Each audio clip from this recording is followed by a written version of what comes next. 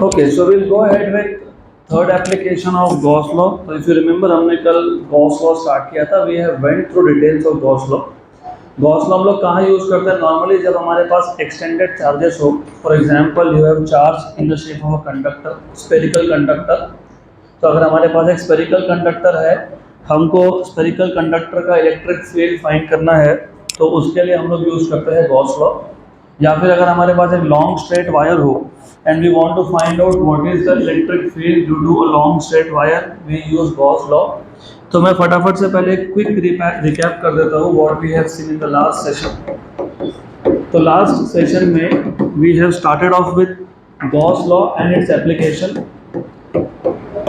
Gauss law का अगर आपको मैथमेटिकल डेफिनेशन याद होगा, Gauss law tells you total flux, और फ्लक्स होता है integration E bar dot ds bar. This is equal to charge enclosed upon epsilon 0. ये था मैथमेटिकल डेफिनेशन. फिर हमने पहला एप्लीकेशन देखा था गॉस लॉ का, to find out electric field intensity due to a charge conducting spherical shell. तो we have seen the first application जिसमें हमको इलेक्ट्रिक फील्ड इंटेंसिटी फाइंड करना था. इलेक्ट्रिक फील्ड इंटेंसिटी किसका? Electric field intensity due to a charge spherical shell या फिर charge hollow sphere. Spherical shell और hollow sphere. तो हमारे पास एक हॉलो स्फीयर है. अभी हॉलो स्फीयर क्या होता है सबको पता होता ही है. तो hollow sphere is a sphere which is empty from inside. अंदर से हॉलो है, तो इसके अंदर कुछ नहीं है, खाली है. हमको फाइंड करना है, और ये सब कोर्स इसके ऊपर चार्ज है. तो अगर आपको याद होगा, हमने इस पे लिया था पॉजिटिव चार्ज, और ये जो कंडक्टर है इसका रेडियस हम डिनोट करेंगे कैपिटल R से. तो बाय डिफॉल्ट हमने डिफॉल्ट नोटेशंस कुछ करके रखे हैं, जैसे जिस कंडक्टर के ऊपर चार्ज होगा उसका रेडियस हम लोग हमेशा क्या दिखाएंगे? Capital R. हमको फाइंड करना है what is the electric field due to this charge conductor at some point P. तो हमको फाइंड करना है, एक पॉइंट है P, उस P पॉइंट पे इस चार्ज कंडक्टर का इलेक्ट्रिक फील्ड कितना है फाइंड करना है. और जो P पॉइंट है उसका डिस्टेंस सेंटर से, किसके सेंटर से? सेंटर ऑफ द कंडक्टर से कितना है? Small r. तो गॉस लॉ अगर आपको यूज करना है तो गॉस लॉ आपको बताता है flux through a closed surface. Flux तुम कैलकुलेट कर रहे हो कहाँ से? Through a closed surface. मतलब चार्ज को आपको पहले एनक्लोज करना पड़ेगा. चार्ज को क्या करना पड़ेगा? एनक्लोज. तो चार्ज को एनक्लोज करने के लिए हम लोगों ने क्या किया था? हम लोगों ने एक गॉसियन सरफेस ड्रॉ किया था. गॉसियन सरफेस का शेप और कंडक्टर का शेप सेम होना चाहिए, क्योंकि हम पहले केस में इलेक्ट्रिक फील्ड फाइंड कर रहे हैं स्फेरिकल शेल का, तो हमने गॉसियन सरफेस भी बना दिया, शेल, स्फेरिकल शेल. यहाँ पे जो गॉसियन सरफेस है इसको सिर्फ हम लोग बोलते हैं गॉसियन स्फीयर, राइट. और ये जो गॉसियन स्फीयर है ये इमेजिनरी है, ये रियलिटी में एग्जिस्ट नहीं करता है, ये हमने इमेजिन किया. और जो गॉसियन स्फीयर है ये कॉन्सेंट्रिक है. कॉन्सेंट्रिक मतलब सेम सेंटर. किसका किसका सेंटर सेम? कंडक्टर का और गॉसियन स्फीयर का. फिर as per the standard method मैंने आपको एक पूरा प्रोसेस बताया था कि अगर आप लोगों को गॉस लॉ यूज करके इलेक्ट्रिक फील्ड फाइंड करना है तो उस मेथड में स्टेप नंबर 1 था, जिस पॉइंट पे आपको इलेक्ट्रिक फील्ड फाइंड करना है उस पॉइंट का सेंटर से डिस्टेंस लेके एक इमेजिनरी सरफेस ड्रॉ करो, जिसको तुमने बोल दिया गॉसियन सरफेस या फिर गॉसियन स्फीयर. स्टेप नंबर 2 था, जिस पॉइंट पे तुमको इलेक्ट्रिक फील्ड फाइंड करना है उस पॉइंट पे एक स्मॉल एलिमेंट इमेजिन कर लो, स्मॉल एरिया एलिमेंट इमेजिन कर लो. तो बेसिकली हम लोग करते क्या है ना, हम लोग पूरे गॉसियन सरफेस को छोटे छोटे एलिमेंट्स में डिवाइड कर लेते हैं. We imagine that the Gaussian surface is made up of large number of small elements. तो हमने एक एलिमेंट यहाँ पे इमेजिन कर लिया था, उसका एरिया था ds. d stands for small और s का मतलब होता है सरफेस, तो ds इज स्मॉल सरफेस. फिर इस पर्टिकुलर पॉइंट पे क्योंकि चार्ज पॉजिटिव है तो पॉजिटिव चार्ज का इलेक्ट्रिक फील्ड होता है अवे. क्या होता है? Away, radially outwards. तो ये आ गया इलेक्ट्रिक फील्ड का डायरेक्शन. और ये जो तुमने एरिया एलिमेंट लिया है, एरिया एलिमेंट का डायरेक्शन भी कैसा होता है, एरिया एलिमेंट पे नॉर्मल। तो एरिया एलिमेंट का अगर तुमको डायरेक्शन चाहिए तो उसी एरिया एलिमेंट पे क्या ड्रॉ करोगे, परपेंडिकुलर। तो ये आ गया डायरेक्शन किसका, डी एस बार का। तो हमको दिख रहा है कि ई बार और डी एस बार का डायरेक्शन क्या है, सेम है। तो एंगल कितना है, 0 है। तो फ्लक्स, फ्लक्स मतलब number of electric field lines passing normally through this area element, उसको बोलते हो फ्लक्स। क्योंकि एरिया एलिमेंट स्मॉल है तो फ्लक्स भी क्या है, स्मॉल है। और अगर आपको याद होगा तो ये था E bar dot D S bar. तो ये फ्लक्स मिल जाएगा आपको E D S cos theta, लेकिन थीटा क्या है, 0 है। तो आपको मिल जाएगा D phi equal to E D S cos 0, और कॉस 0 होता है 1। तो D phi equal to E D S, correct. ये है flux through through through small element. पर electric field of a positive charge, ये तो हर डायरेक्शन में बाहर जाएगा ना। So it will go radially outwards in all direction. वो यहाँ भी जाएगा, वो यहाँ भी जाएगा, वो यहाँ भी जाएगा। तो ऐसे छोटे छोटे एलिमेंट्स पूरे स्फीयर पे ही थे। तो टोटल फ्लक्स निकालने के लिए हम लोगों ने कर लिया था इंटीग्रेट। टोटल फ्लक्स फाइंड करने के लिए तुम करते हो integrate, integration over flux through all the elements. और ये डी फाई है आपका ई डी एस। और मैंने आपको बताया था कि ये जो पी पॉइंट है, आप कहीं भी लोगे ना, यहाँ भी ले लिया या यहाँ ले लिया, किसी भी पॉइंट पे गॉसियन सरफेस के किसी भी पॉइंट पे इलेक्ट्रिक फील्ड का मैग्नीट्यूड सेम होता है। क्योंकि इलेक्ट्रिक फील्ड डिपेंड करता है दो चीज़ों पे, एक चार्ज पे और एक डिस्टेंस पे। तो ये पी पॉइंट मैंने गॉसियन सरफेस पे कहीं भी लिया होता तो सेंटर से डिस्टेंस हमेशा क्या आने वाला है, सेम, स्मॉल आर। और चार्ज भी क्या है, सेम है। इसका मतलब इलेक्ट्रिक फील्ड क्या है, कांस्टेंट है। कहाँ पे कांस्टेंट है, ऑन द गॉसियन सरफेस। तो electric field is uniform on the Gaussian surface, Gaussian surface के अंदर या बाहर नहीं, ऑन द गॉसियन सरफेस। तो इलेक्ट्रिक फील्ड है कांस्टेंट, कांस्टेंट आ गया बाहर। इंटीग्रेशन डीएस का मतलब क्या होता है, ये जो तुमने गॉसियन सरफेस के छोटे छोटे पीसेस करके रखे थे, अब तुम सारे पीसेस को वापस ऐड कर रहे हो। तो छोटे छोटे पीसेस को ऐड करोगे तो वापस क्या मिल जाएगा, क्या मिल जाएगा, स्फीयर। कौन सा स्फीयर, गॉसियन स्फीयर।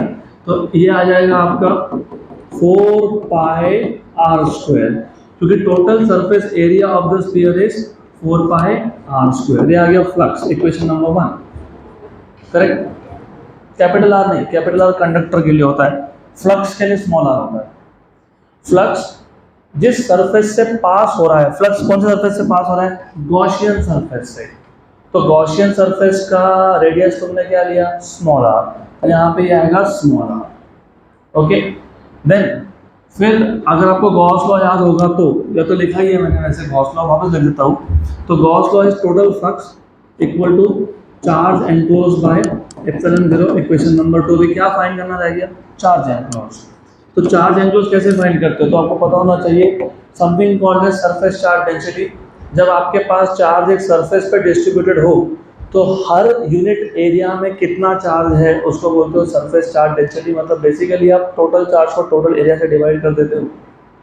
तो 1 मीटर स्क्वायर में कितना चार्ज है उसको बोलते हैं surface charge density, that is charge upon area. तो ये आ जाएगा सिग्मा इंटू ए, ये है आपका charge enclose.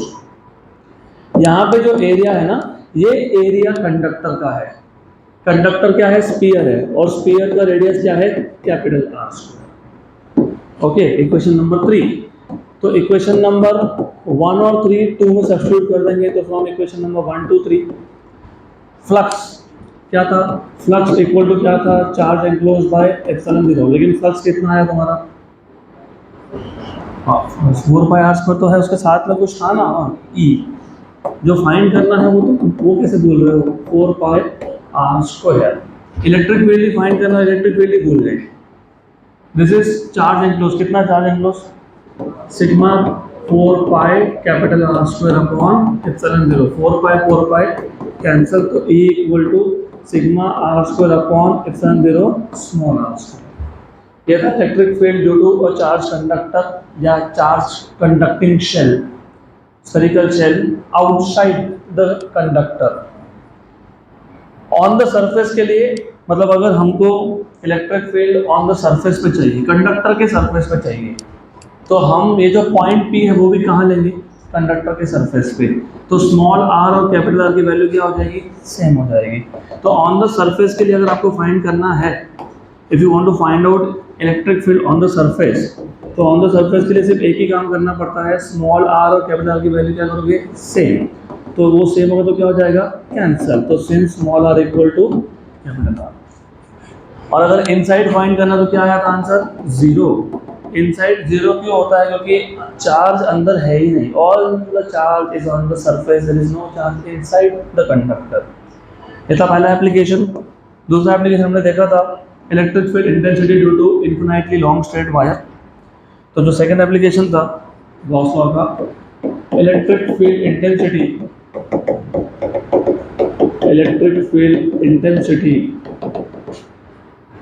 Due to infinitely long straight wire।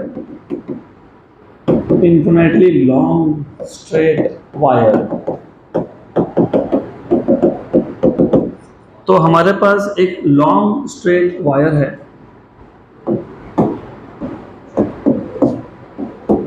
और ये इन्फिनाइटली लॉन्ग स्ट्रेट वायर है। अभी मैं इन्फिनाइटली लॉन्ग स्ट्रेट वायर दिखा नहीं सकता, इसके लिए मैंने इसको फाइनाइट लेंथ दिखाया। लेट अस से ये इन्फिनाइटली लॉन्ग स्ट्रेट वायर का एक्सिस है। इस इन्फिनाइटली लॉन्ग स्ट्रेट वायर पे पॉजिटिव चार्ज डेंसिटी है, मतलब यहाँ पे पॉजिटिव चार्जेस है। तो you have positively charge infinitely long straight wire. और ये जो लॉन्ग स्ट्रेट वायर है, इसका जो रेडियस है वो है कैपिटल आर। क्योंकि मैंने अभी अभी आपको बोला कि बाय डिफ़ॉल्ट रोटेशन हमारा कैसा रहेगा कि हम लोग हमेशा ऑलवेज जिस जो कंडक्टर है उसका रेडियस क्या लेंगे, capital R. Then we have a point P over here. इस P पॉइंट पे हमको फाइंड करना है इलेक्ट्रिक फील्ड। और ये जो P पॉइंट है इसका एक्सिस ऑफ कंडक्टर से डिस्टेंस कितना है, स्मॉल आर। फिर हम लोग क्या करते हैं, उस P पॉइंट पे मतलब R डिस्टेंस पे एक गॉसियन सरफेस ड्रॉ करते हैं, और गॉसियन सरफेस का शेप शुड बी सिमेट्रिकल, मतलब should be same as that of conductor. यहाँ पे कंडक्टर का शेप क्या है, सिलेंड्रिकल। तो गॉसियन सरफेस का शेप भी क्या होगा, सिलेंड्रिकल। तो हमने यहाँ पे एक गॉसियन सिलेंडर ड्रॉ कर लिया। तो what we have is a Gaussian cylinder.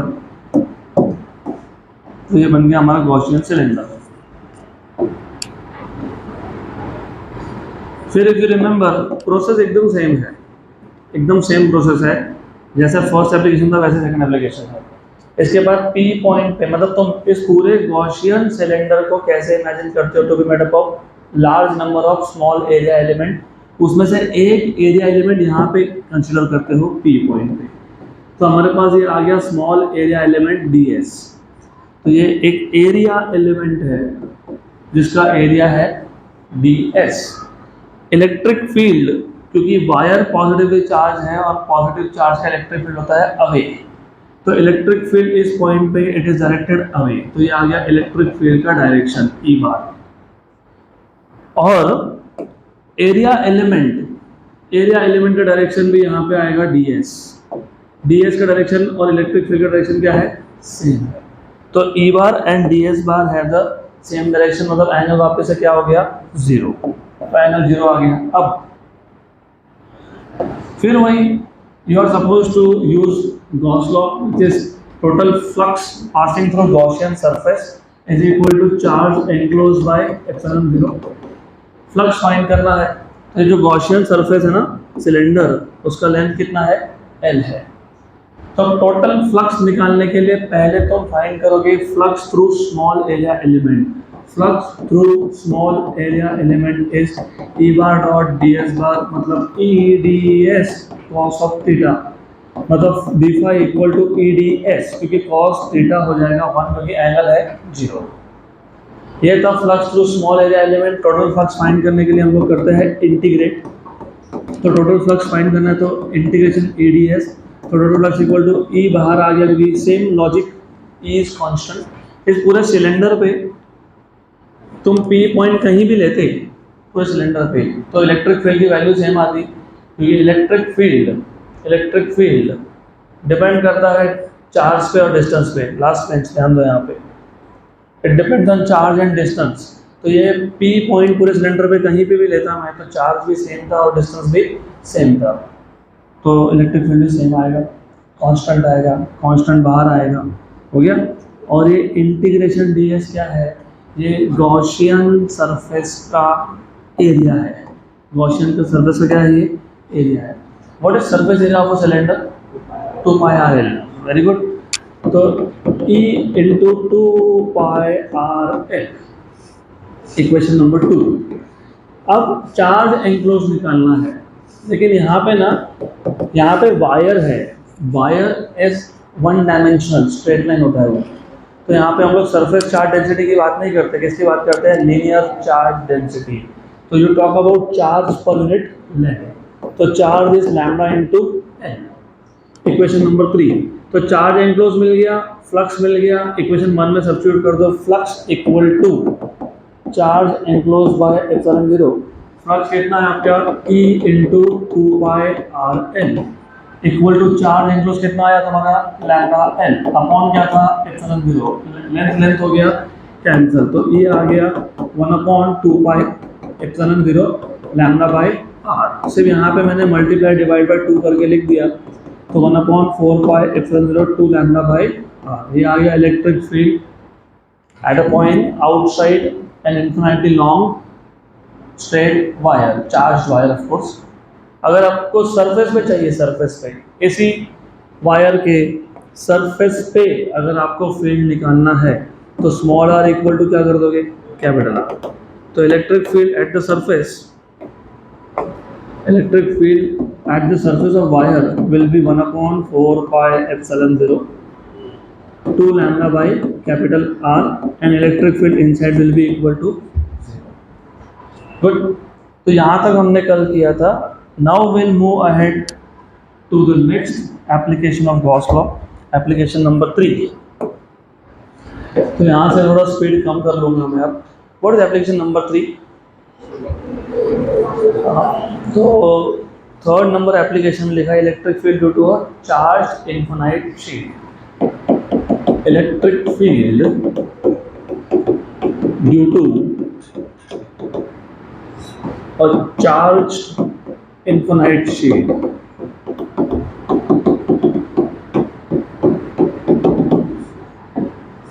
Good. तो यहाँ पे सिचुएशन ऐसा है कि हमारे पास एक चार्ज इनफिनाइट शीट है, तो हमारे पास एक शीट है which is of course infinite, लेकिन प्रॉब्लम वही है कि हम लोग यहाँ पे इनफिनाइट शीट दिखा नहीं सकते, तो मैंने फाइनाइट शीट दिखा दिया।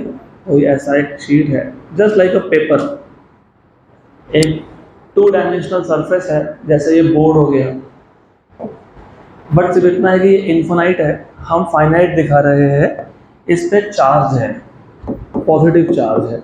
और अगेन पॉजिटिव चार्ज लेने के पीछे रीज़न कुछ खास नहीं होता, सिर्फ इतना ही होता है कि अगर मैं पॉजिटिव चार्ज ले रहा हूँ तो 2 चीज़ें हैं। एक तो जो भी मैं इक्वेशन लिखूंगा उसमें मुझे बार बार माइनस लिखने की ज़रूरत नहीं पड़ेगी, क्योंकि अगर मैं नेगेटिव चार्ज लेता तो बार बार क्या लिखना पड़ता, minus minus minus minus. Number 2, positive charge का इलेक्ट्रिक फील्ड का डायरेक्शन हमेशा अवे होता है। तो जनरल इक्वेशन, इलेक्ट्रोस्टैटिक्स के जनरल इक्वेशन हम लोग नॉर्मली पॉजिटिव चार्जेस लेके ही डिराइव करते हैं, और बाद में फिर जनरलाइज कर देते हैं, बोलते हैं कि नेगेटिव होगा तो माइनस लगा देना। तो हमारे पास एक इन्फिनाइट प्लेन शीट था, इस इन्फिनाइट प्लेन शीट पे हमारे पास चार्ज है और चार्ज डेंसिटी प्लस सिग्मा है। तो यहाँ पे जो भी पैरामीटर लगने वाले हैं मैं वो लिख दूंगा साथ में। So consider an infinite plane sheet, infinite plane sheet having surface charge density sigma, surface charge density sigma। हमको इस प्लेन शीट से, प्लेन शीट के पास में एक पॉइंट है, सम पॉइंट P, जिसका इस प्लेन शीट से डिस्टेंस है r, स्मॉल r। हमको इस पर्टिकुलर पॉइंट पे इलेक्ट्रिक फील्ड इंटेंसिटी फाइंड करना है। ओके, तो हमको करना क्या है, we want to find electric field intensity at a point P at distance r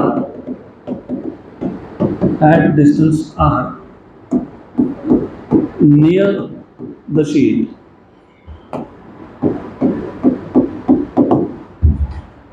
good.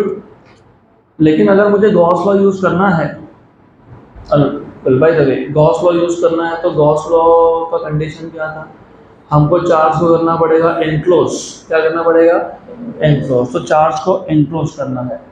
अब देखो, तुमने जब स्फेरिकल कंडक्टर था ना तुम्हारे पास, तो तुमने गॉसियन सरफेस पे क्या लिया था, स्फीयर। जब तुम्हारे पास वायर था सिलेंड्रिकल, तो गॉसियन सरफेस क्या था, सिलेंड्रिकल। अब ये इन्फिनाइट प्लेन शीट है, तो यहाँ पे गॉसियन सरफेस का शेप क्या होगा, हो गया ना कंफ्यूजन। पिछला केस वायर का और ये केस शीट का, इन दोनों केस में अगर आप देखोगे ना, यहाँ पे इन्फिनाइटली लॉन्ग वायर है, यहाँ पे इन्फिनाइट शीट है, तो दोनों में गॉसियन सरफेस का शेप भी सेम आता है। तो यहाँ पे भी हम लेते हैं सिलेंडर, तो यहाँ भी हम लोग लेते हैं सिलेंडर। तो हमने क्या किया, पहले एक सिलेंडर लिया, उस सिलेंडर का लेंथ लिया r, और जो सिलेंडर का क्रॉस सेक्शनल एरिया है, इसको या तो ds बोल दो या तो a बोल दो, करेक्ट। देन प्रॉब्लम ये है कि मैं सिर्फ एक साइड पे, मैंने यहाँ पे गॉसियन सिलेंडर लिया ऑफ लेंथ r, तो इससे क्या हुआ कि सिर्फ एक साइड पे चार्ज एनक्लोज हुआ, दूसरी साइड से ओपन रह गया। इमेजिनेशन बढ़ाओ, हमारे पास प्लेन शीट था, हमको एक साइड पे इलेक्ट्रिक फील्ड फाइंड करना है, हमने गॉसियन सिलेंडर लिया लेंथ r, और ये r क्या है, ये डिस्टेंस है, किसका डिस्टेंस है, p पॉइंट का। p पॉइंट क्या है, ये वो पॉइंट है जहाँ पे क्या फाइंड करना है, इलेक्ट्रिक फील्ड। तो हमको एज पर द मेथड, जिस पॉइंट पे इलेक्ट्रिक फील्ड फाइंड करना होता है, उस पॉइंट का डिस्टेंस लेके हमको गॉसियन सरफेस ड्रॉ करना होता है। पहले केस में हमने गॉसियन सरफेस लिया स्फीयर, कॉन्सेंट्रिक स्फीयर। दूसरे केस में हमने गॉसियन सरफेस लिया कोएक्सियल सिलेंडर। अब तीसरे केस में हम लोग गॉसियन सरफेस ले रहे हैं with the same distance r, लेकिन चलेगा नहीं, क्योंकि अगर मैं r डिस्टेंस लेके एक सिलेंडर ड्रॉ करता हूँ, मतलब सिलेंडर का हाइट या लेंथ मैं r लेता हूँ, तो एक ही साइड से चार्ज क्लोज हुआ ना। चार्ज कहाँ था, चार्ज यहाँ था। कहाँ था चार्ज, इस प्लेन शीट पे था। ओके, ये प्लेन शीट है, इस पे चार्ज है, हमको फाइंड करना है यहाँ पे इलेक्ट्रिक फील्ड, और ये जो पॉइंट है P, इसका डिस्टेंस कितना है r। तो हमने यहाँ पे क्या ड्रॉ कर दिया, गॉसियन सिलेंडर। लेंथ कितना लिया r, बाहर से क्लोज हो गया, यस। पीछे से क्या रह गया, ओपन। इसके लिए पीछे से ओपन चलेगा नहीं, इसके लिए हम लोग क्या करते हैं, फिर हम लोग ना r लेंथ की जगह पे 2r लेंथ का सिलेंडर लेते हैं। तो हम लोग ऐसा करते हैं, instead of taking cylinder of length r, we take Gaussian cylinder of length 2r। जैसे वहां पे P पॉइंट था, इस पॉइंट को P डैश बोल दूंगा। जैसे वहां पे P पॉइंट का डिस्टेंस r था, यहाँ पे डिस्टेंस कितना है, r है। अभी ये हो गया दोनों साइड से क्लोज। तो ये जो इतना सा चार्ज मैंने लिया है, इसको फ्रंट से और बैक से क्या कर दिया, क्लोज। इसको, ये जो P और P डैश पे जो तुमको एरिया दिख रहा है, इसको एंड कैप बोलते हैं। क्या बोलते हैं, एंड कैप। एंड पे कैप, तो एंड कैप बोलते हैं। तो we want to find out electric field at point P at distance r near the sheet, और इलेक्ट्रिक फील्ड फाइंड करना था यूजिंग गॉस लॉ। तो गॉस लॉ डिमांड करता है कि तुमको चार्ज को एनक्लोज करना पड़ेगा, तो उसके लिए हमने एक इमेजिनरी सिलेंडर ले लिया, गॉसियन सिलेंडर ले लिया of length 2r end area ds या फिर a, correct. So to find electric field using Gauss law, we imagine Gaussian surface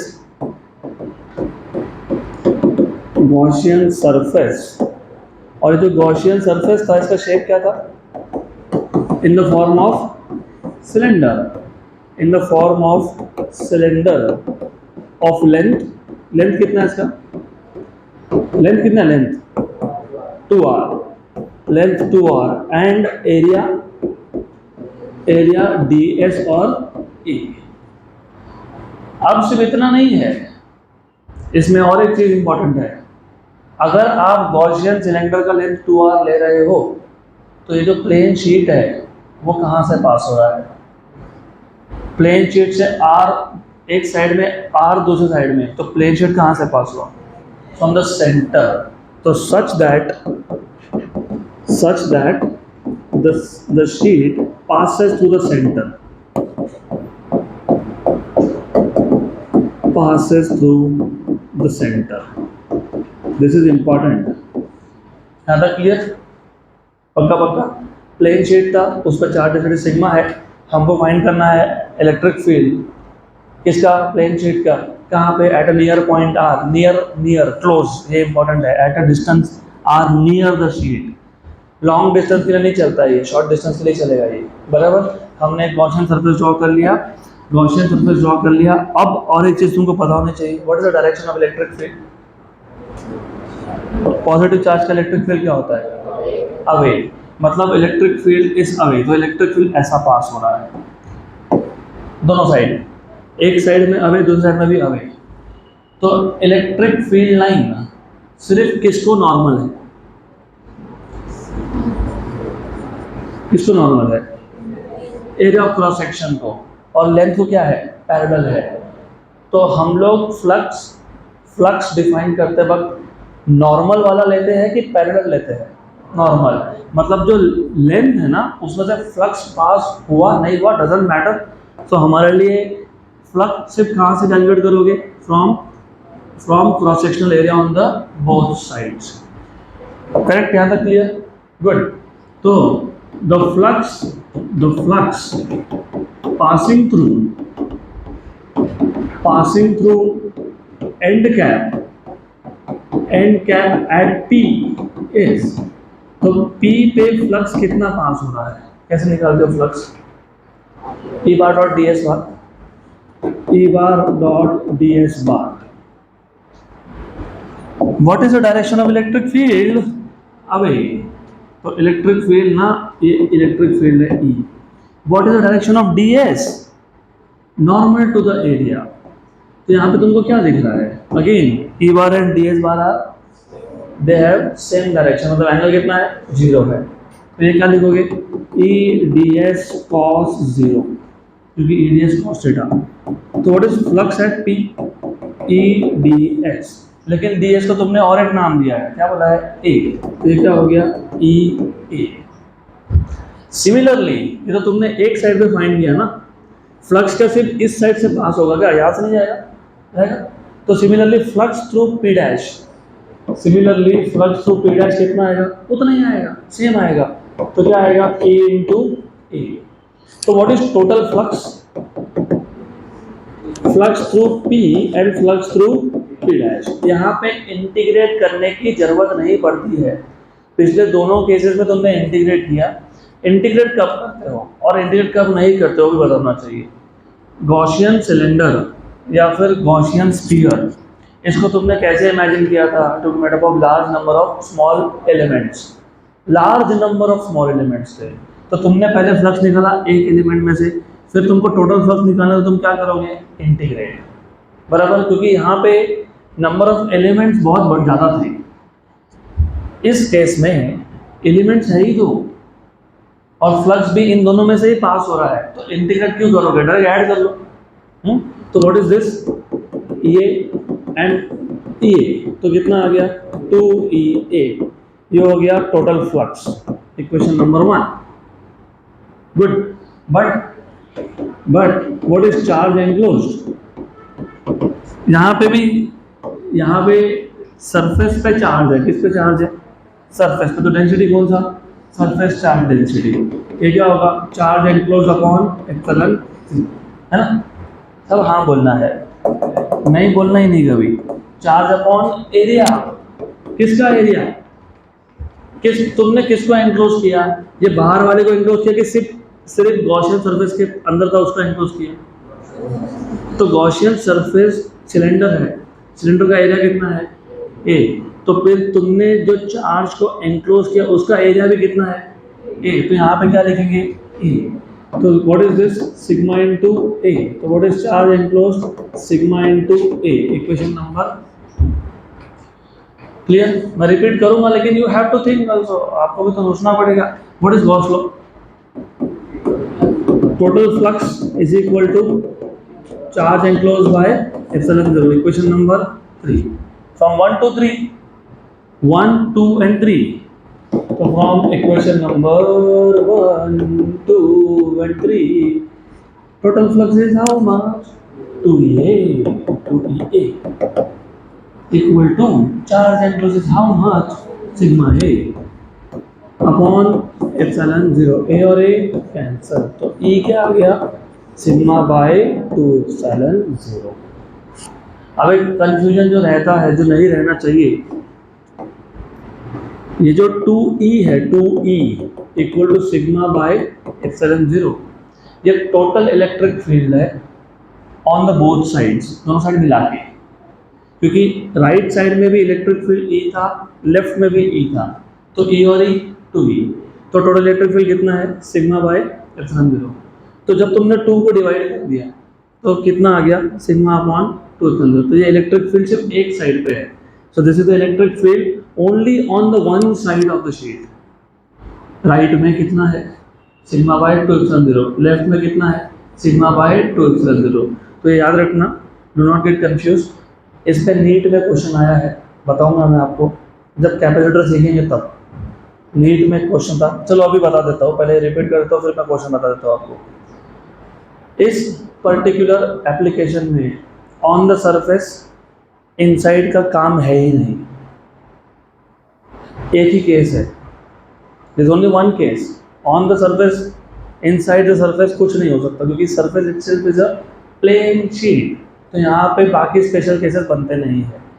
तो आई जस्ट क्विकली रिपीट, हमारे पास टास्क क्या था? हमारे पास था एक plane sheet, infinite plane sheet, infinite plane sheet. This was basically charged, positively charged, तो इस पे था पॉजिटिव चार्ज, तो इस पे था पॉजिटिव चार्ज, और जो चार्ज डेंसिटी है, चार्ज डेंसिटी वो कितना है? सिग्मा है। कितना है? सिग्मा है। तो ये जो शीट है इस पे पॉजिटिव चार्ज है, this is positively charge sheet, the charge density is sigma. Sigma हमारे पास एक पॉइंट है P eight a distance R from this sheet. हमको इस P पॉइंट पे, मतलब R डिस्टेंस पे इलेक्ट्रिक फील्ड फाइंड करना है। किसका इलेक्ट्रिक फील्ड फाइंड करना है हमको? प्लेन शीट का। तो इलेक्ट्रिक फील्ड फाइंड करना है गॉस लॉ यूज करके। तो गॉस लॉ तुम सिर्फ तभी यूज कर सकते हो जब आप चार्ज को एनक्लोज करोगे। जब तक चार्ज ओपन है तब तक गॉस लॉ अप्लाई होता नहीं है, तो हमको पहले चार्ज को एनक्लोज करना पड़ेगा। चार्ज को एनक्लोज करने के लिए हम लोग गॉसियन सरफेस इमेजिन करते हैं। यहाँ पे गॉसियन सरफेस हम लोग इमेजिन करते हैं in the form of a cylinder. तो we will imagine the Gaussian surface in the form of a cylinder, और जो सिलेंडर मैं ले रहा हूँ उस सिलेंडर का जो एरिया है, क्रॉस सेक्शनल एरिया जो है उस सिलेंडर का, दैट इज ए या फिर ds। तो ये गॉसियन सिलेंडर है जिसका एरिया ऑफ क्रॉस सेक्शन है ds या फिर a। अब प्रॉब्लम ये हो गया है, जो गॉसियन सिलेंडर मैंने ड्रॉ किया है, इस गॉसियन सिलेंडर का जो लेंथ है वो कितना है? r। अब प्रॉब्लम क्या होगा कि एक साइड से तो क्लोज हो गया, इतना चार्ज एक साइड से क्लोज हो गया, लेकिन दूसरी साइड से ओपन रह गया। गॉस लॉ अप्लाई करना है तो स्ट्रिक्ट कंडीशन है कि आपको दोनों साइड से चार्ज को कंप्लीटली क्लोज करना पड़ेगा। मतलब मुझे गॉसियन सरफेस जो लेना है उसका लेंथ r नहीं, क्या लेना पड़ेगा? 2r। तो मैंने क्या किया, जैसे एक पॉइंट P वहाँ पे लिया था r डिस्टेंस पे, वैसे ही एक पॉइंट P डैश ले लिया r डिस्टेंस पे दूसरी साइड पे। इससे क्या हुआ कि ये जो चार्ज है, again you have to keep comparing पिछला टॉपिक भूल जाओगे तो अगला कुछ भी नहीं समझ में आएगा।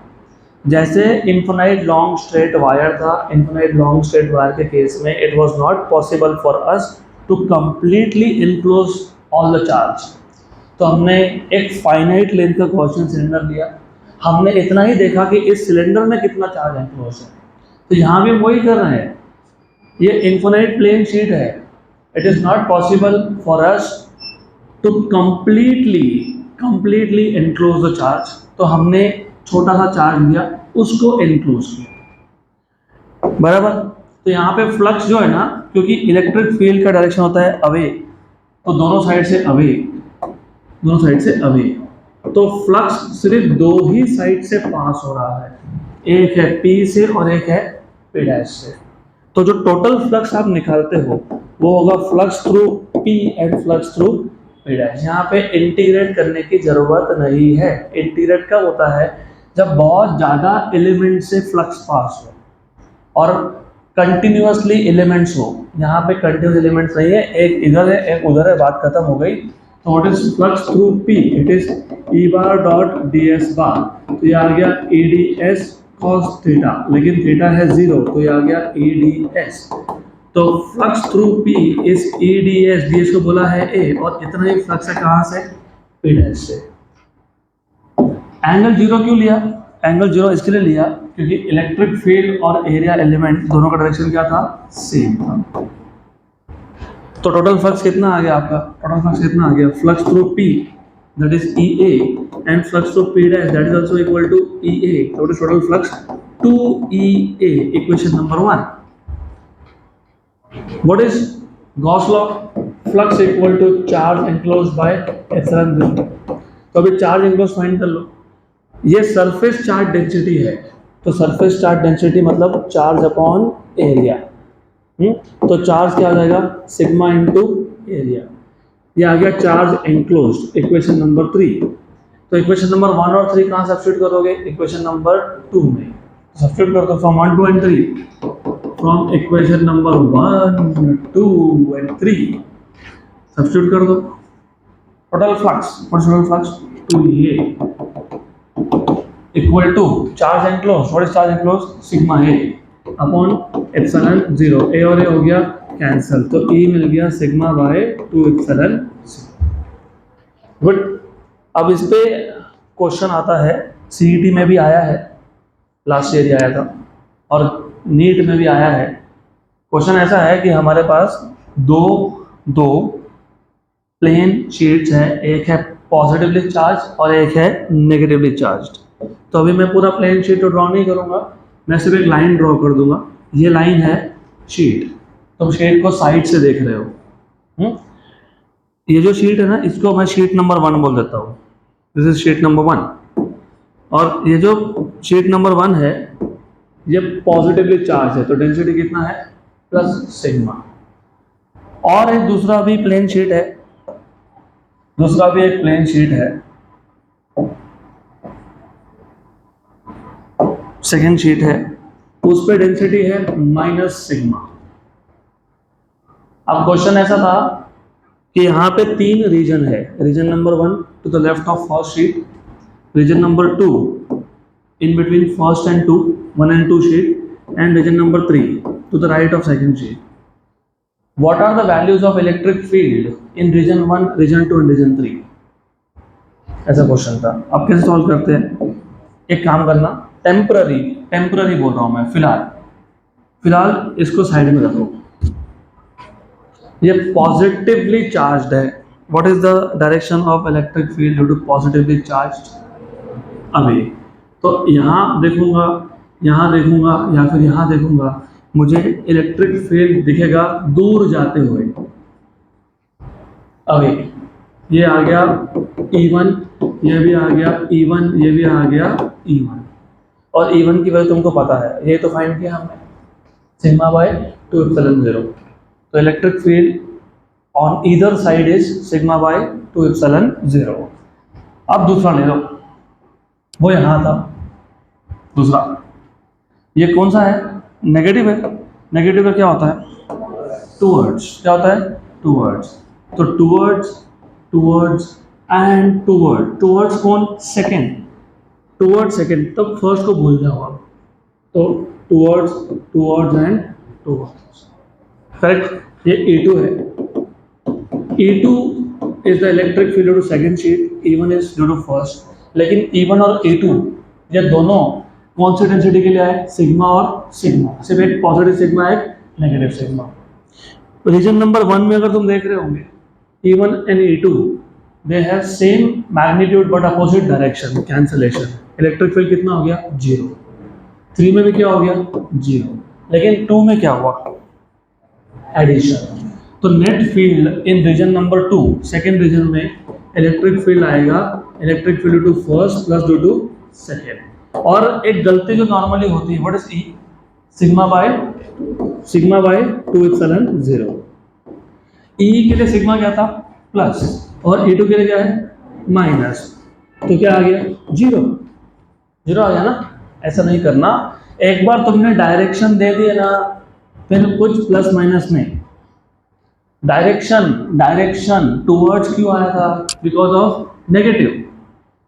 सेकेंड शीट का इलेक्ट्रिक फील्ड का डायरेक्शन टूवर्ड्स क्यों लिखा था तुमने, क्योंकि वहां पे चार्ज क्या था, नेगेटिव था। तो तुम जो डायरेक्शन बता दिए ना, उसके बाद माइनस नहीं लिखना पड़ता, फिर क्या लिखते हैं, प्लस। तो क्या आ गया, हाफ और हाफ कितना हो गया, 1, तो कितना हो गया, सिग्मा बाय एप्सिलॉन 0। तो दोनों प्लेट्स के बीच में कितना है, सिग्मा बाय एप्सिलॉन 0। लेफ्ट में कितना है, 0, राइट में कितना है, 0। भाई तभी इसको कैपेसिटर बोलते हैं, आएगा आपको आगे, इसी चैप्टर में है। गुड, तो this was all about Gauss law and its application. Now will go ahead to the next topic, I think that is electrostatic potential and potential energy, ऐसा ही है ना। तो अगला टॉपिक है electrostatic potential and potential energy.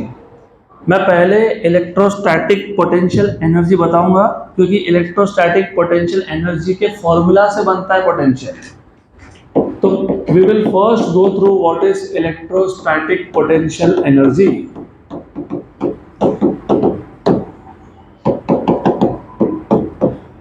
अब ये electrostatic potential energy क्या होता है, चलो तो बाद में देखेंगे, पहले पोटेंशियल एनर्जी क्या होता है ये देखते हैं। फिजिक्स में कम से कम 6 या 7 बार, इफ आई रिमेंबर करेक्टली 6 बार तो आएगा ही, तो मिनिमम 6 टाइम्स तुम पोटेंशियल एनर्जी का इक्वेशन डिराइव करते हो, ऑलरेडी किया है। कहाँ किया पता है, चलो 11 से स्टार्ट करते हैं। 11 में सबसे पहले तुमने पोटेंशियल एनर्जी देखा था ग्रेविटेशन में, ग्रेविटेशनल पोटेंशियल एनर्जी। तो I want to know gravitational potential energy का कॉन्सेप्ट क्या था और आपने उसको डिराइव कैसे किया था।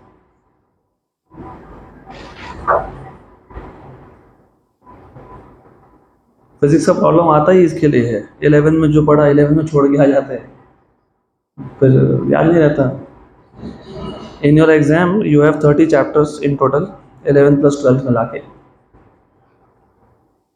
1 आवर होता है एक सब्जेक्ट के लिए, तो तुमको 1 घंटे में पूरा 2 साल का फिजिक्स याद होना चाहिए। चलो मैं बता देता हूँ, but next time onwards I expect that you should no.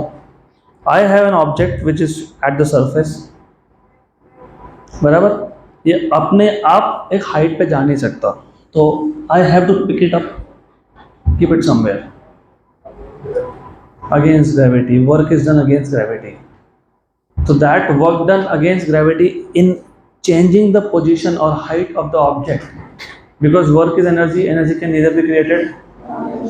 तो ये जो एनर्जी मैंने स्पेंड किया ऑब्जेक्ट का पोजीशन चेंज करने में, वो कहाँ गया, स्टोर हो गया, किस में, ऑब्जेक्ट में नहीं, सिस्टम में, system of object and earth. Potential energy कभी भी सिंगल ऑब्जेक्ट का होता ही नहीं है, सिस्टम का होता है, it is stored in the system, correct. इसी एनर्जी स्टोर को बोलते हैं पोटेंशियल एनर्जी। तो पोटेंशियल एनर्जी हमेशा कहाँ से आता है, वर्क डन से आता है, ये याद रखना। ये पहली बार था जब तुमने देखा था पोटेंशियल एनर्जी ग्रेविटेशन में, सेम केस था। अर्थ के ऊपर एक हाइट पे, डिस्टेंस r1 पे, ए पॉइंट पे एक मास है स्मॉल m। आपने ऐसा बोला था कि अगर हमको इस मास को ए से बी पे लेके जाना है, मतलब r1 डिस्टेंस से r2 डिस्टेंस पे लेके जाना है, तो क्या करना पड़ेगा, वर्क करना पड़ेगा against the force of gravitation. तो ये जो आपने वर्क किया to take object from one height to another height, this work is stored in the form of energy in the system of object and earth, and that energy is called as potential energy. Correct.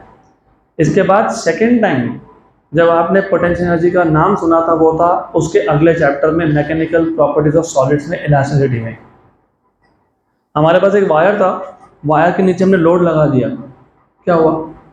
Extension produced. Load मतलब force, extension मतलब displacement. Load मतलब wait मतलब force, extension मतलब displacement. वो जो तुमने load लगाया ना उसने वायर का लेंथ बढ़ा दिया, मतलब लोड ने वायर का डिस्प्लेसमेंट किया। तो ये जो वर्क हुआ है, जो लोड ने किया है, वो कहाँ गया? वो उसी वायर में स्टोर हो गया इन the form of potential energy. सिर्फ वहाँ पे पोटेंशियल एनर्जी को तुम बोलते थे इलास्टिक एनर्जी या फिर स्ट्रेन एनर्जी।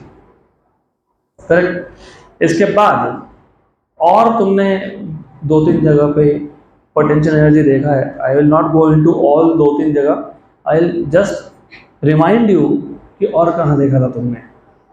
लास्ट चैप्टर जो हमने कवर किया, mechanical properties of fluids, surface tension, याद आ रहा है?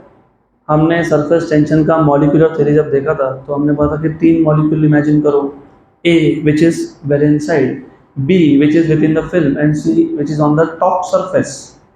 तो सरफेस फिल्म में जितने भी मॉलिक्यूल्स थे they were experiencing net downward cohesive force. उसकी वजह से सरफेस फिल्म के मॉलिक्यूल्स कहाँ जाने लगे? नीचे। उनको रिप्लेस करने के लिए नीचे से मॉलिक्यूल कहाँ आने लगे? ऊपर। बराबर। अपने आप आएंगे क्या? Work has to be done. तो ये वर्क डन स्टोर हो जाता है इन द सरफेस फिल्म, इसको तुम बोलते हो सरफेस एनर्जी, राइट। तो बॉटम लाइन मुझे बताओ, what have you understood from potential energy? It always comes from work done. अगर एक बार समझ में आ गया ना तो जितने भी टॉपिक है जहां पे पोटेंशियल एनर्जी वर्ड सुनोगे, it always comes from work done. अब यहाँ पे वर्क डन कहाँ से हो रहा है? इमेजिन मेरे पास एक सिस्टम ऑफ चार्जेस है, सिस्टम ऑफ चार्जेस है, लेट अस से Q1, Q2, Q3, Q4, Q5, Qn ऐसे चार्जेस है। तो सबसे पहले ये पूरा सिस्टम बनाने में ही वर्क गया, क्यों गया बताता हूँ। और अभी टेम्पररी याद रखो, हम चार्जेस को हमेशा कहाँ से लाते हैं? इन्फिनिटी से लाते हैं। कहाँ से लाते हैं? वहाँ से क्यों लाते हैं बाद में बताऊंगा मैं। हमने पहला चार्ज लाया, यहाँ रख दिया, absolutely no work is done, क्योंकि अपोज करने के लिए कोई था ही नहीं। अब इसको तुमको अगर रियल लाइफ में इमेजिन करना है तो करो। मैं ये एग्जांपल देता हूँ सिर्फ कनेक्ट करने के लिए रियल लाइफ से, अदरवाइज इट्स नॉट रिक्वायर्ड। चलो अभी याद रखने के लिए, you decided to start a business. तुमने सोचा कि अभी मैं बिजनेस करूंगा, तो कहीं से तो बिजनेस स्टार्ट करेंगे ना, एक शॉप खोलनी है। तुमने ऐसा लोकेशन फाइनल किया कि जहाँ पे उस टाइप का शॉप है ही नहीं, you go and open it, no competition, easy easy job. बराबर। फिर तुमको देख के दूसरा भी आया, दूसरा चार्ज भी आया, लेकिन दूसरा चार्ज जब आया तो पहला चार्ज ऑलरेडी बैठा था, ये भी पॉजिटिव वो भी पॉजिटिव, क्या होगा? रिपल्शन। मतलब सेकेंड चार्ज को आने में वर्क करना पड़ेगा, राइट। अब इसको भी तुम वही इमेजिन करो, तुम्हारा बिजनेस देख के दूसरा आ गया, उसने भी सेम डिसाइड किया कि मैं भी वैसा ही बिजनेस करूँ, तो आने दोगे? तुम नहीं आने दोगे। तो work has to be done, बहुत मेहनत करनी पड़ेगी उसको अपना बिजनेस चलाने में। सिमिलरली जब तीसरा आया तो अब तो दोनों ने अपोज किया। सिमिलरली जब चौथा आया तो तीनों ने मिलकर अपोज किया कि कंपटीशन क्यों बढ़ रहा है हमारा। तो व्हाट यू अंडरस्टैंड कि when you make a system of charges, तो पहला चार्ज जब आया no work was done, but second आया तो work was done against the field of first. जब थर्ड आया तो work was done against the field of first and second. जब फोर्थ आया तो work is done against the field या फिर against the Coulombic repulsion of first, second and third. तुम हर बार जब चार्ज ला रहे हो तो वर्क हो रहा है, वर्क जा कहाँ रहा है? इट इज स्टोर्ड, कहाँ स्टोर्ड, इसी में स्टोर हो गया, इन द सिस्टम ऑफ चार्जेस। इसको बोलते हैं इलेक्ट्रोस्टैटिक पोटेंशियल एनर्जी। मतलब क्या, मतलब तुमको अगर एक, वैसे भाई द वे इसको बोलते हैं पर्टिकुलर कॉन्फ़िगरेशन।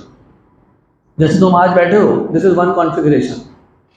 जैसे तुम कल बैठे थे, दैट इज अदर कॉन्फ़िगरेशन। तो यहाँ पे भी देखो, हर एक चार्ज का एक पर्टिकुलर लोकेशन है, that is one particular configuration. तो ऐसा है कि इलेक्ट्रोस्टैटिक पोटेंशियल एनर्जी ये है क्या, ये वर्क डन है, work done. Electrostatic potential energy is the amount of work done, is the amount of work done. और ये अमाउंट ऑफ वर्क डन क्यों हुआ, is the amount of work done in in in क्या करने के लिए, इन, ये तुमने क्या बनाया, सिस्टम ऑफ चार्जेस, मतलब क्या किया, एक कॉन्फ़िगरेशन बनाया चार्जेस का। तो in establishing, in making, in establishing a system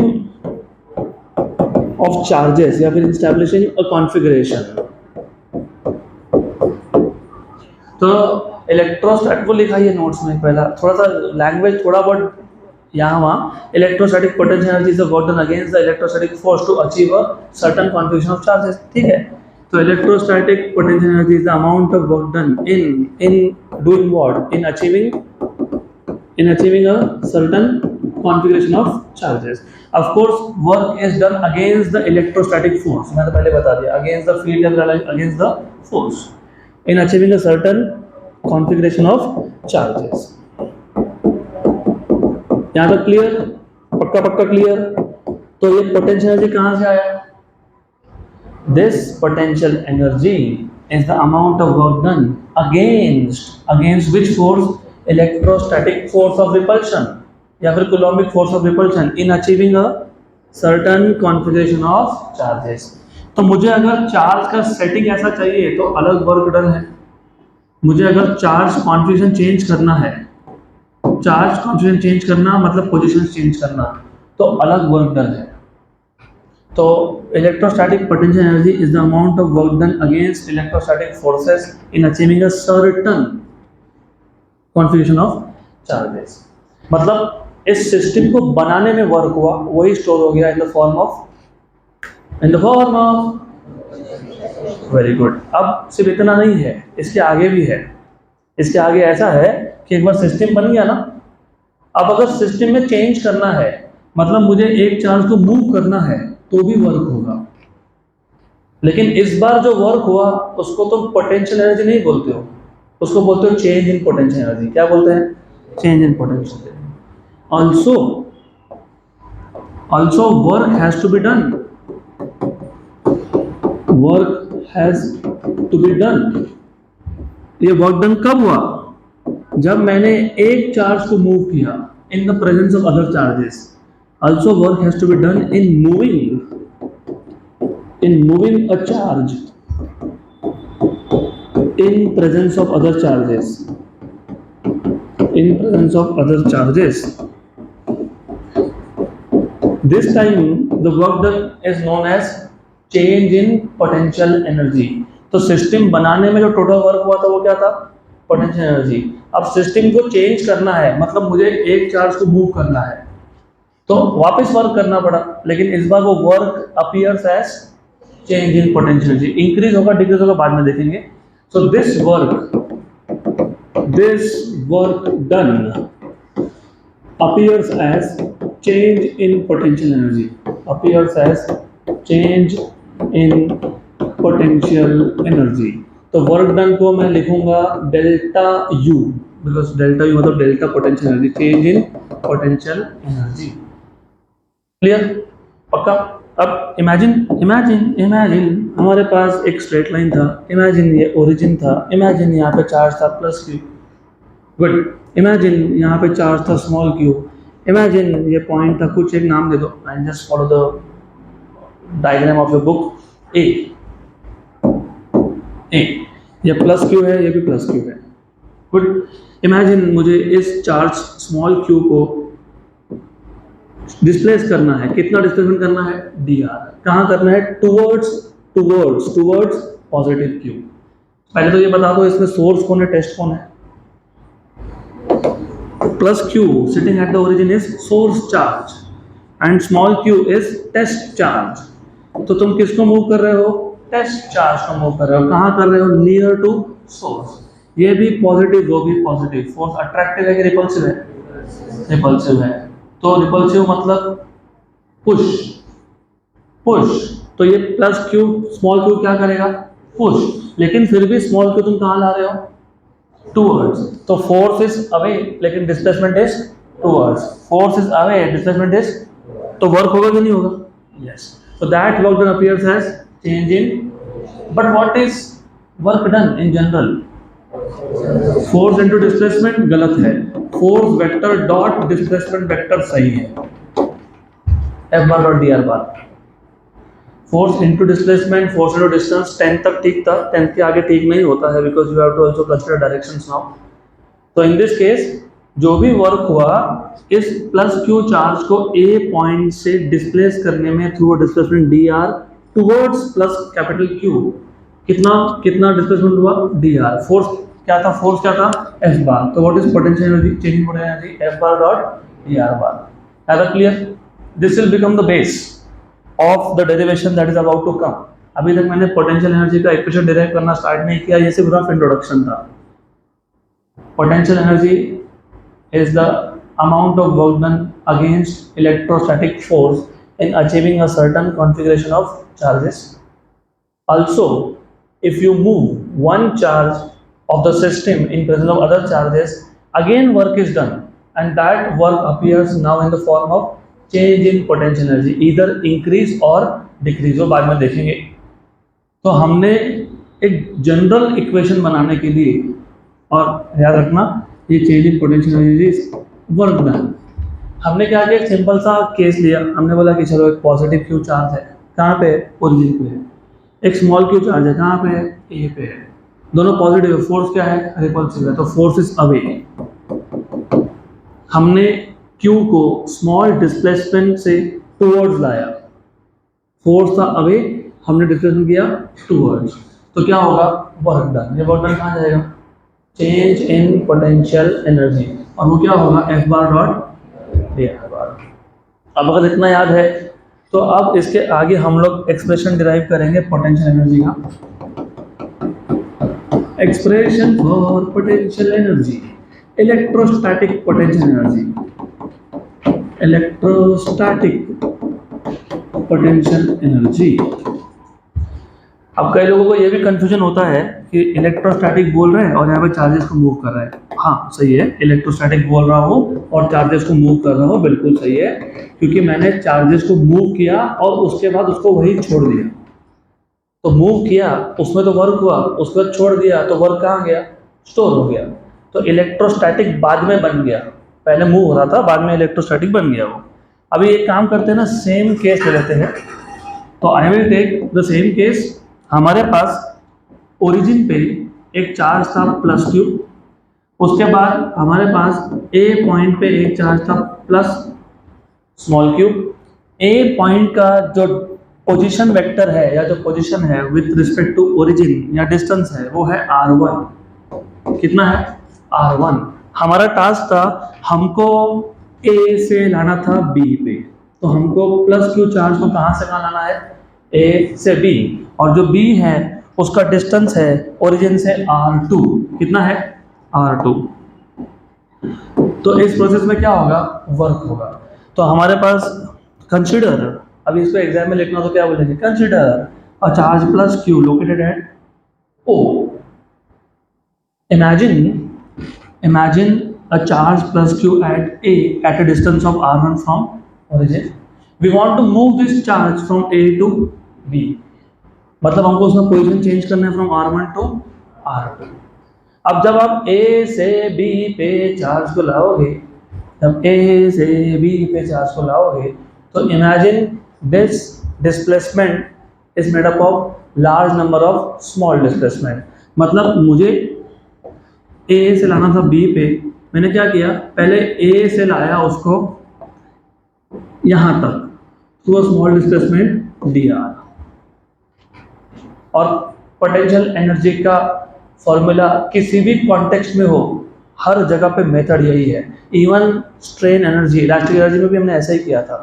load लगाया था वायर पे, फिर हमने बोला कि लोड धीरे धीरे धीरे धीरे लेंथ चेंज करेगा।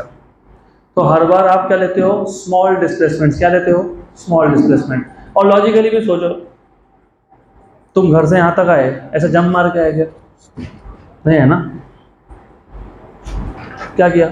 छोटे छोटे स्टेप्स। तो यहाँ भी वैसे इमेजिन करो, हमारा टास्क है to bring the charge plus q from A to B, to shift it from R1 to R2. Imagine this displacement from A to B is made up of large number of small displacement dr. तो पहले small displacement dr में कितना work हुआ वो देखो. So the work done in moving the charge plus q through small distance dr is, अभी work done भी small होगा क्योंकि डिस्प्लेसमेंट क्या है? स्मॉल है। और वर्क डन क्या होता है? Force dot d are, F bar dot d r बार। यहाँ पे थोड़ा सा केयरफुल रहना, ये इलेक्ट्रोस्टैटिक फोर्स है, तो F E bar dot d r बार। ये आ जाएगा आपका F E D are cos theta. Theta here is 180। क्यों 180? वाई 180? फोर्स था अवे, डिस्प्लेसमेंट था टूवर्ड्स।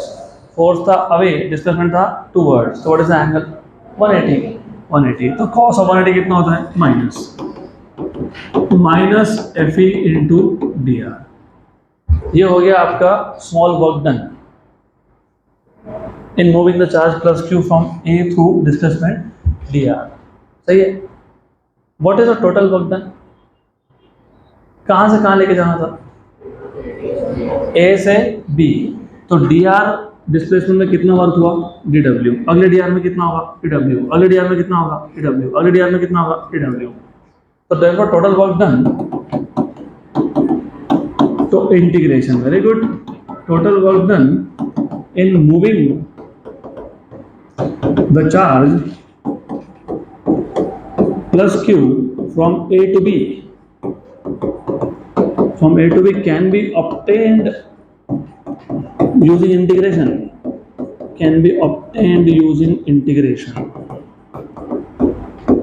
तो इंटीग्रेट कर लो, तो total work done in moving from कहाँ से कहाँ? A to B क्या आएगा? Integration dw, where dw is the work done in displacing through small displacement. अभी ए से बी लिखा है, ए से बी लिखो, लेकिन जैसे तुमने यहाँ पे लिख दिया, क्या लिख दिया? Minus F E D are. जैसे यहाँ डी आर आया तो अभी ए की जगह पे आर वन और बी की जगह पे आर टू, पोजिशन वेक्टर्स, क्योंकि तुम्हारा इंटीग्रेशन का वेरिएबल आर है।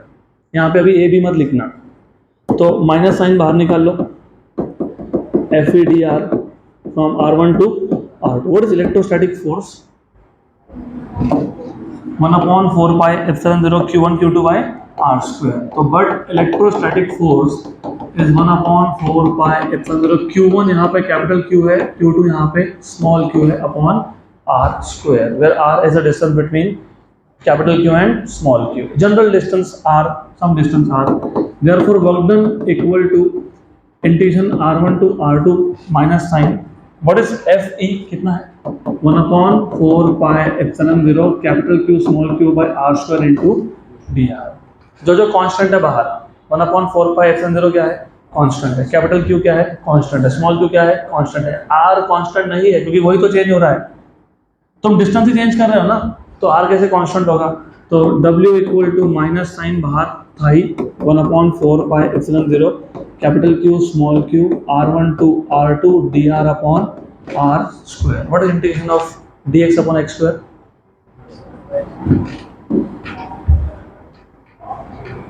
-1/x। नहीं यार, कोई बात नहीं, integration x raise to n dx कितना होता है ये तो पता होना चाहिए।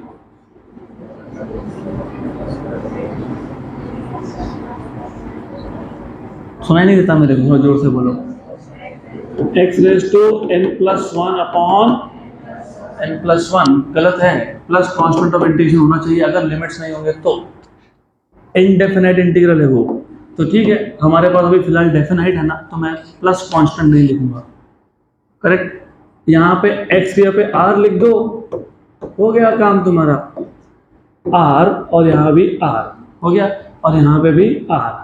अब बोला कैसे काम हो गया, और तुमको करना क्या था, ऐसा करना था ना, ऐसा था ना, r स्क्वायर था कि नहीं स्क्वायर, मैं इसको ऐसा लिखूँ क्या, r⁻² दिया, व्हाट इज -2 n, तो फॉर्मूला क्या था, r⁻² + 1 अपॉन -2 + 1, तो r⁻1 अपॉन मतलब -1/r, तो ये -1/r आएगा, ये पता होना चाहिए अभी। Work done equal to -1/4πε0, 4πε0 capital Q small Q, ये क्या आया -1/r।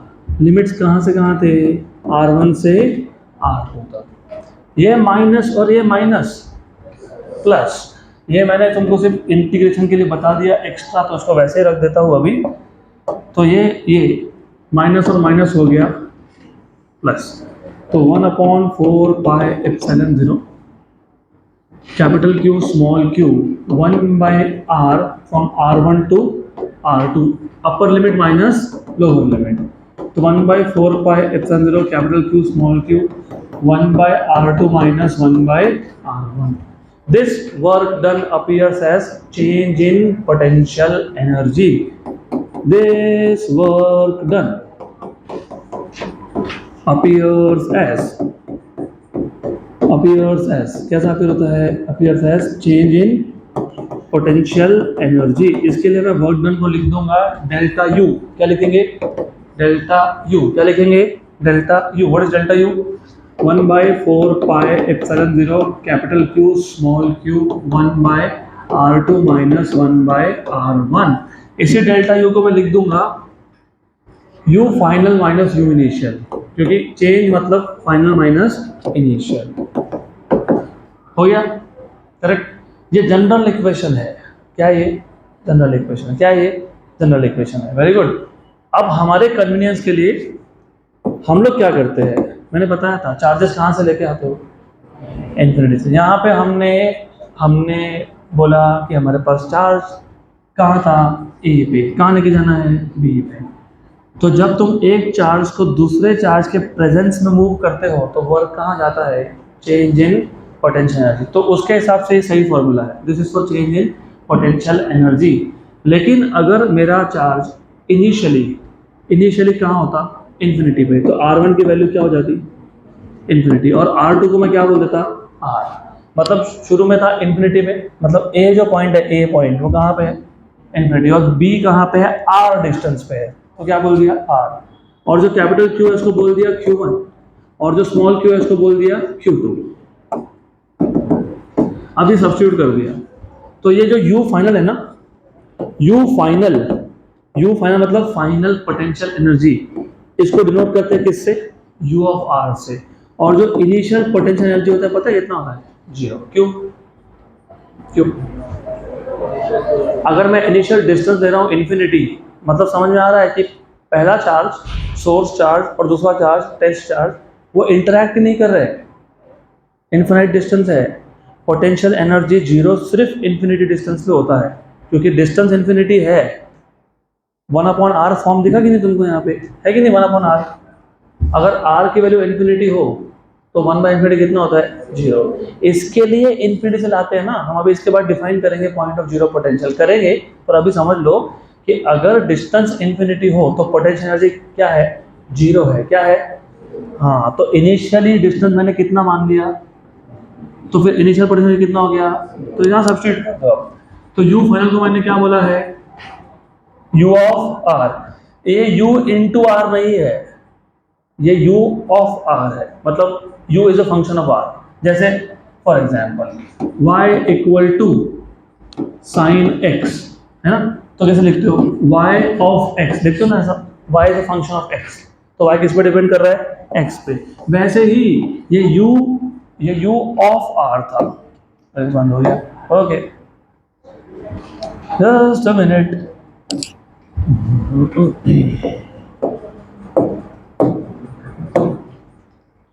Okay, that was the problem.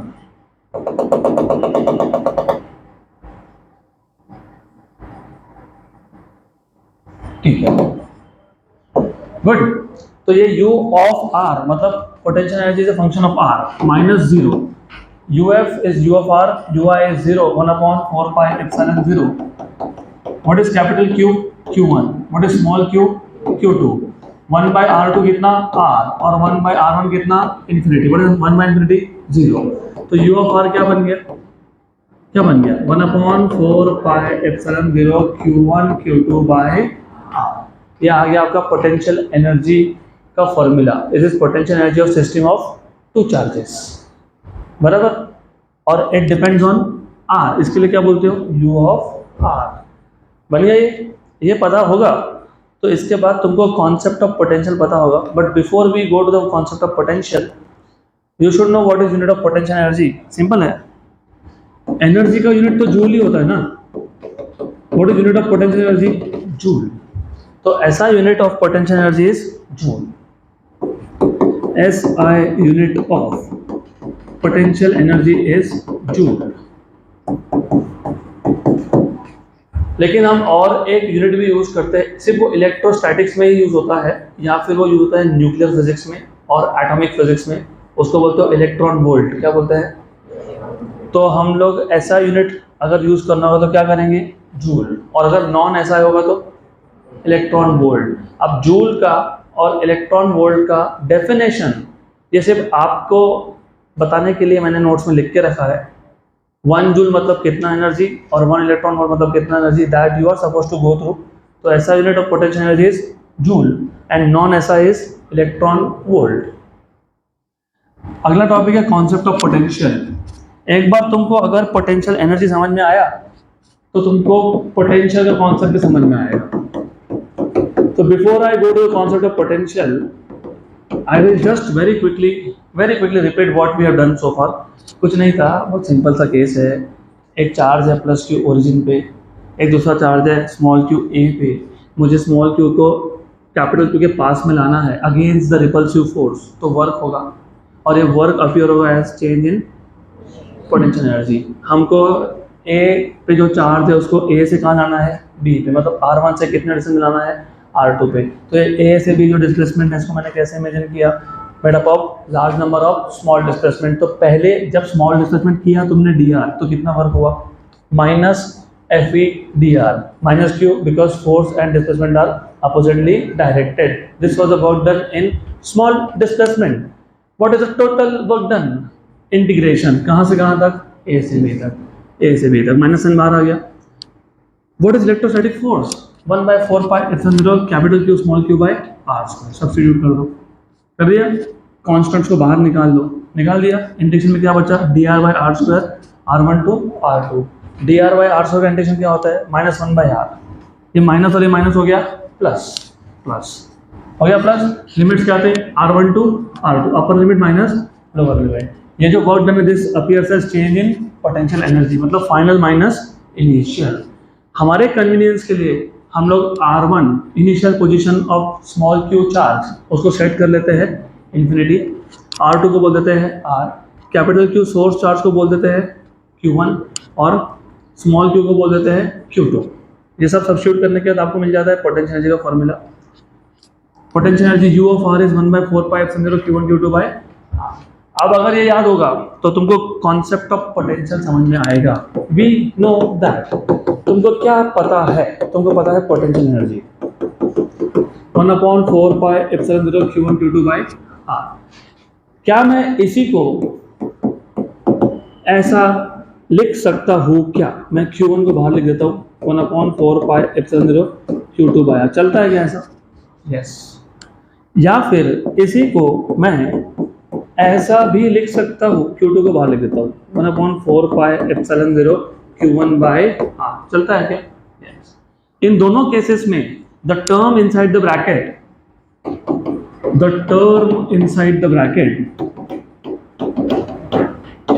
Depends on, किस पे डिपेंड करता है? डिपेंड्स ओनली ऑन, किस किस पे डिपेंड कर रहा है? चार्ज पे और डिस्टेंस पे, चार्ज पे और डिस्टेंस पे, depends only on charge and its location. Distance मतलब क्या? डिस्टेंस मतलब क्या? लोकेशन। तो जो ब्रैकेट के अंदर तुमने जो टर्म लिखे ना, वो डिपेंड करता है चार्ज पे और उसके लोकेशन पे। So the term inside the bracket depends only on charge and its location. इसको बोलते हो potential, right? This term is known as electrostatic potential, is known as electrostatic potential। potential energy नहीं, क्या क्या बोलेंगे इसको? potential। क्या बोलेंगे? potential। potential energy में तो दोनों आ गए ना, Q1 Q2 by R। potential में क्या आया? सिर्फ एक चार्ज आया। करेक्ट? पक्का? श्योर? और इसको डिनोट करते हो and is denoted by V of R। Potential energy क्या था? U of R, और पोटेंशियल क्या है? V of R। मैं एक बार अभी रिपीट कर देता हूँ, कुछ नहीं था, ऐसा है, ये ऐसा है। हमने इसको सिर्फ क्या किया? हमने इसको सिर्फ लिखते वक्त ना, एक बार Q1 को बोला तू बाहर बैठ जा, अंदर क्या है? 1/4 pi epsilon 0 Q2 by R, ऐसा है। Okay, Q2 by R। और एक बार हमने Q2 को बाहर बिठा दिया, तो जो ब्रैकेट का अंदर का जो टर्म है वो किस पे डिपेंड कर रहा है? चार्ज और उसके लोकेशन पे। तो 1/4 pi epsilon 0 charge by location, distance, इसको बोल दिया पोटेंशियल। क्या बोल दिया? तो अभी ये जो पोटेंशियल एनर्जी था, इसी को मैं लिख लेता हूँ। बाहर कौन बैठा है? Q1। और अंदर जो भी टर्म आया उसको क्या नाम दिया और डिनोट कैसे किया? V of R। लेकिन अंदर चार्ज कौन सा था? Q2। तो इसको बोलेंगे V2 of R। क्या बोलेंगे इसको? V2 of सेकेंड चार्ज का पोटेंशियल। कितना डिस्टेंस पे? R डिस्टेंस पे। और बाहर कौन बैठा है? कौन बैठा है बाहर? अंदर कौन है? और ये कौन है? कौन है? पोटेंशियल। कौन है? V of R है, लेकिन कौन है? क्लियर? यहां तक क्लियर? पक्का पक्का? तो पोटेंशियल एनर्जी दो चार्जेस का, ये है charge 1 into potential of 2। Potential energy दो चार्जेस का, ये है charge 2 into potential of 1। It is Q1 V2 और Q2 V1। क्लियर यहां तक? इसका फिजिकल मीनिंग मैं तुमको बताऊंगा नेक्स्ट लेक्चर में, लेकिन अभी याद रखो। ये क्लियर है? इन जनरल तुमको क्या दिख रहा है? potential energy is charge into potential। in general potential energy is charge into potential, potential energy is charge into potential। so in general we can write down potential energy, electrostatic potential energy is equal to charge into electrostatic potential। ऐसा ही था ना? अरे बहुत basic है ये, समझेगा तो आगे और एटॉमिक फिजिक्स समझेगा। एटॉमिक फिजिक्स में भी लगने वाला है ये आपको, न्यूक्लियर में भी लगने वाला है। ये नहीं समझे तो गए कुछ नहीं है। पोटेंशियल एनर्जी में से दो में से एक चार्ज को बाहर बिठा दिया, अंदर जो बचा उसका नाम चेंज कर दिया। क्या बोल दिया उसको? Electrostatic potential. क्या बोल दिया उसको? Electrostatic potential. सही है? Very good good. तो इन जनरल पोटेंशियल एनर्जी क्या है? Charge into potential. तो वही तो लिखा है, potential energy charge into electrostatic. तो इलेक्ट्रोस्टैटिक पोटेंशियल क्या हुआ फिर? Potential energy upon charge. तो electrostatic potential is defined as potential energy per unit charge. Potential energy per unit charge. ये वैसा ही है जैसे फोर्स और इलेक्ट्रिक फील्ड था। इलेक्ट्रिक फील्ड क्या था? फोर्स पर यूनिट चार्ज। वैसा ही है फिर इलेक्ट्रोस्टैटिक पोटेंशियल क्या है? Potential energy per unit charge. यही सेम तुमने ग्रेविटेशन में भी किया है, सेम किया है। Gravitational potential is gravitational potential energy upon mass. Good. बाकी का फिर अभी करेंगे कल continue. That's it for today.